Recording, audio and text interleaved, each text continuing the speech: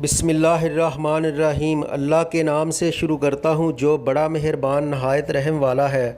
حضرت امش رضی اللہ تعالیٰ عنہ سے مروی ہے کہ جب حضرت ابراہیم علیہ السلام کی وفات کا وقت قریب آیا تو حضرت اسماعیل علیہ السلام نے پوچھا، اے ابا جان، کون سے عمل نے آپ کو اللہ تعالیٰ کا خلیل بنا دیا؟ حضرت ابراہیم علیہ السلام نے جواب دیا، اے بیٹے، 3 باتوں کی وجہ سے مجھے یہ شرف حاصل ہوا۔ نمبر 1، میں نے اللہ تعالیٰ کے حکم کو ہر ایک کے حکم پر ترجیح دی اور اسی کی اطاعت کی۔ نمبر 2، میں نے اپنے تمام کام اللہ تعالیٰ کی کفالت یعنی ضمانت پر چھوڑ دیے۔ نمبر 3، میں نے بغیر مہمان کے کبھی دن رات کا کھانا نہیں کھایا۔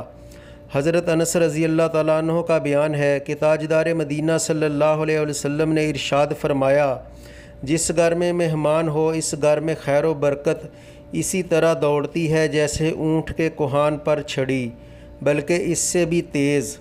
چھڑی اونٹ کے کوہان پر رکھ دیں تو فوراً لڑک کر نیچے کی طرف آ جاتی ہے۔ مہمان کی وجہ سے خیر و برکت اس سے بھی زیادہ تیزی کے ساتھ نازل ہوتی ہے۔ تاجدار مدینہ صلی اللہ علیہ وسلم کا فرمان علی شان ہے، جو شخص مہمان نواز نہیں اس میں خیر نہیں، اور فرمایا مہمان کے واسطے تکلف نہ کرو۔ سرکار مدینہ صلی اللہ علیہ وسلم کا فرمان علی شان ہے کہ جب کوئی مہمان کسی کے یہاں آتا ہے تو اپنا رزق لے کر آتا ہے، اور جب اس کے یہاں سے جاتا ہے تو صاحب خانہ کے گناہ بخشے جانے کا سبب ہوتا ہے۔ ایک دفعہ سرکار مدینہ صلی اللہ علیہ وسلم کے یہاں مہمان حاضر ہوا۔ آپ صلی اللہ علیہ وسلم نے قرض لے کر اس کی مہمان نوازی فرمائی۔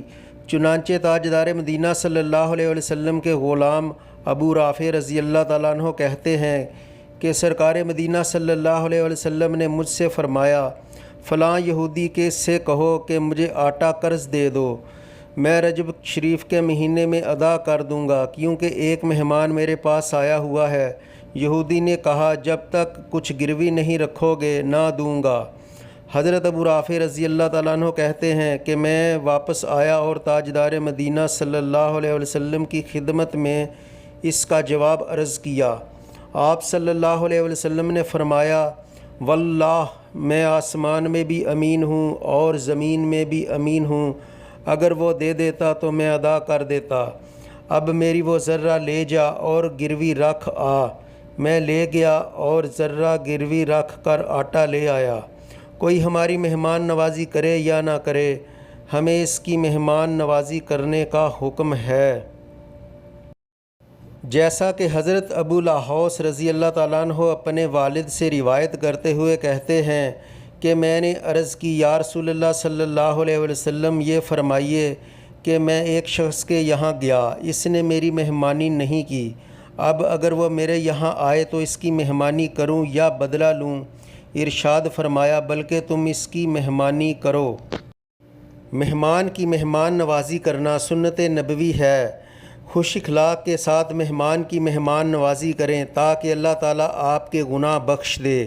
ویڈیو اچھی لگی تو اسے لائک اور شیئر ضرور کریں۔ اپنا بہت سا خیال رکھیں اور ہمیں اپنی نیک دعاؤں میں یاد رکھیں۔ اللہ حافظ۔